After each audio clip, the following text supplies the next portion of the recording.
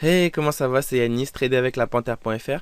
Alors dans cette vidéo, ça va être très concis, très rapide parce que je vais vous parler de deux sociétés seulement, mais je vais vous montrer l'importance de suivre les règles. D'accord? Alors tout d'abord, je vous invite à vous abonner à ma chaîne et à cliquer sur le petit encadré en bas à droite de votre écran, l'encadré vert.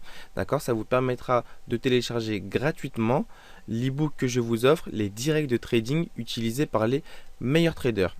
Bon bah on va tout de suite rentrer dans le vif du sujet et je vais commencer. Alors comme d'habitude, on va suivre la trame des tweets que j'ai fait pour hier, donc c'était pour la journée de mercredi, d'accord. Et donc j'avais deux sociétés dans le viseur, donc GENE, donc c'est Genetic Technologies, et DRAM, pardon. Ok, donc on va commencer par cette société-là, GENE. Donc ce que j'avais dit, c'est que donc il y avait eu un accord de licence avec l'université de Melbourne que donc la journée précédente, c'est-à-dire mardi, il y avait eu plus 63%, d'accord. Et donc, moi, ce qui m'intéressait, c'est donc justement, comme je vous ai expliqué dans la vidéo précédente, non pas d'attendre le troisième jour pour entrer, pour faire un trade, pour trader cette société-là, mais le deuxième jour, c'est souvent le meilleur, d'accord, après une annonce. Donc le deuxième jour après une annonce, c'est toujours le meilleur jour pour effectuer un trade. Ok. Donc j'ai noté aussi également qu'il y avait un support à 2 dollars et une résistance à 2,23 dollars. Ok. Donc on va tout de suite regarder le cours de cette société là. Voilà. Donc c'est cette société là. Donc ce que vous voyez, bah, effectivement, donc ça c'était pour la journée de mardi. Donc vous voyez pardon un pré-market avec pas mal d'échanges. Vous aviez une forte hausse, d'accord, donc plus 63%. Donc malgré un after hour et un pré-market en chute, j'ai quand même voulu mettre cette société sur ma watchlist. Et au final, eh bien, ça a payé. Pourquoi? Parce que je vais vous montrer. Donc je vais zoomer sur la journée en question. Donc en l'occurrence hier. Donc c'était le mercredi 30. Et donc vous voyez que donc, ça a ouvert à 1,93 et fermé à 2,17. Ok. Mais le plus important, ça va pas être ça. Ça va être le fait de dire, regardez, moi donc j'avais statué un support à 2 dollars. D'accord. Donc 2 dollars c'est ici. Vous voyez que les 2 dollars sont franchis. Puis en fait c'est un fake out breakout. C'est-à-dire que ça passe les 2 dollars pour tout de suite en fait repasser sous la barre des 2 dollars. Donc là on est à 2 dollars 1 etc. Mais voilà, on passe en dessous. On est en dessous de la barre des dollars. Et là tout de suite vous voyez qu'il y a une hausse du volume. D'accord. Hausse du volume et que ça reprend, que le cours repart à la hausse, d'accord. Moi je suis rentré à 2,8, d'accord, je suis rentré à 2,8. Et donc qu'est-ce que vous voyez? Vous voyez que le cours va ensuite baisser, d'accord, va aller dans les 1,99, d'accord, pour ensuite repartir à la hausse, aller jusqu'à 2,30 et finir après sa journée, donc comme je vous l'ai dit, à 2,17. Donc moi j'ai fermé mon trade à 2,24, d'accord, à ouais, 2,24 ou 2,23, je sais plus, à 2,24. Pourquoi? Eh bien tout simplement parce que vous voyez que là, vous avez un premier rebond, un deuxième rebond qui est plus haut que le premier. D'accord. Vous en avez un autre ici et un autre, puis ensuite, vous voyez que le rebond qui suit, eh bien, il est plus bas. Et là, vous voyez qu'ici, en fait, il y a, on est dans une phase, on va dire de stabilisation, d'accord. Et donc, c'est à partir d'ici, lorsque j'ai vu que il y avait de moins en moins de volume ici, un volume d'échange, et surtout qu'on était plus sur un rebond plus haut que le précédent. Donc j'ai vendu par ici, ouais, c'était parce que c'était avant 8 heures. Donc c'était par ici à 2,24, d'accord. Donc certes, ce n'est que ça fait moins de 20 centimes par action, d'accord. Mais ça reste quand même intéressant, d'accord, dans le sens où vous êtes au-dessus des 15 centimes par action. Et pensez juste à une position de 1000 parts, ça vous fait 150 dollars, d'accord, 150 dollars avec un rendement, avec un rendement, un ratio pardon, rendement risque pas extraordinaire, mais qui reste tout de même assez intéressant, on va dire, d'accord, dû aux informations aussi qu'on a, d'accord, parce que si on repart sur internet, donc je vous montre, donc il y a eu en fait donc il y avait un article de presse qui disait justement que GENE avait était rentré en accord avec l'université de Melbourne. D'accord. Donc ça veut dire souvent, et ça je vous le dis dans ma formation, c'est que lorsque vous avez des contrats, des accords, etc. passés entre une entreprise du privé et une université par exemple, ou un corps de l'État, d'accord, comme la marine ou quoi que ce soit, eh bien ça va être souvent très intéressant. Et en l'occurrence, bah, ça a été intéressant parce que si vous regardez, au final, bah, GENE, GENE n'a pas pris tant que ça, d'accord, mais il y avait un trade intéressant à faire quand même. Ok.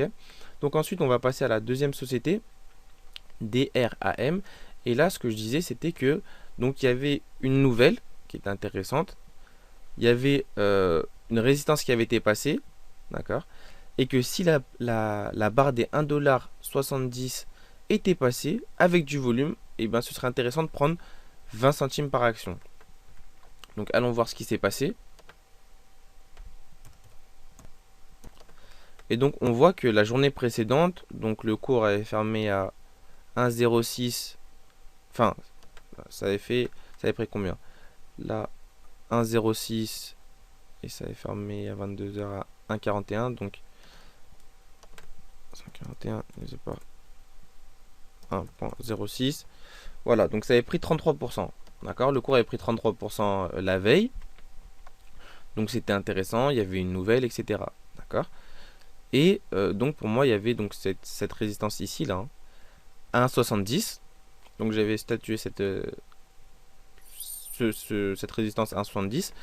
Et par contre, ce que vous pouvez remarquer, c'est que bien là, ici à 1,35, il y avait un certain support. D'accord.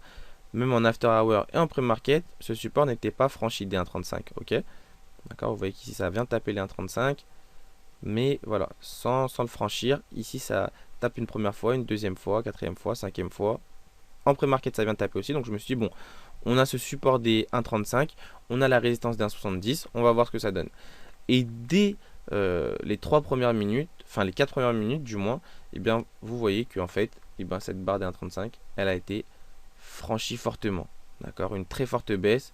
D'accord, au bout de 3 minutes, on est passé de, ça a ouvert à 1,39$ et au bout de 4 minutes, c'était à 1,22$. Voilà, le cours ne m'intéressait plus.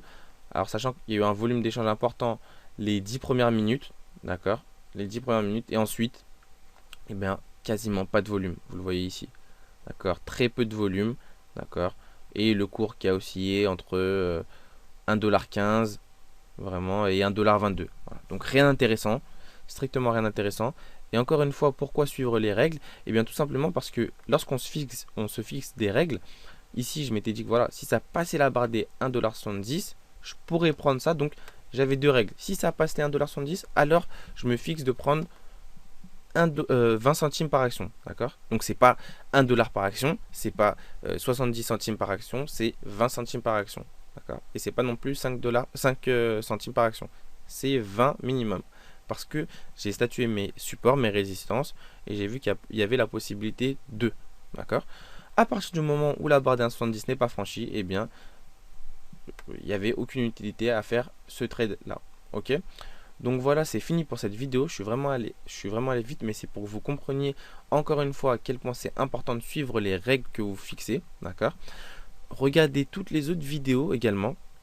Je vous invite vraiment, je vous donne des conseils vraiment gratuitement pour que vous compreniez vraiment comment fonctionnent ces supports, ces résistances, comment il est possible de gagner de l'argent grâce justement à des nouvelles qui sont émises, d'accord. Et voilà.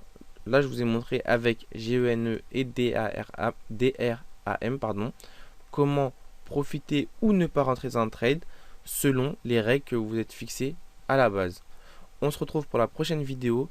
Encore une fois, je vous invite fortement à cliquer sur le petit encadré en bas à droite de votre écran, donc l'encadré vert, d'accord. Et donc, vous pourrez télécharger les 10 règles de trading utilisées par les meilleurs traders.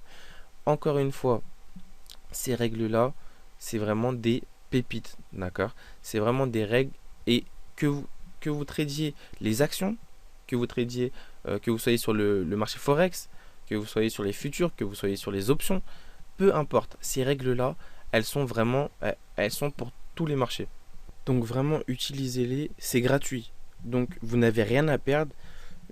La seule chose que vous pouvez perdre, entre guillemets, c'est votre temps.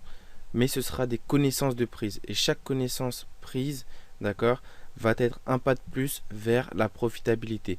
Ok. Donc on se retrouve pour la prochaine vidéo. Ciao!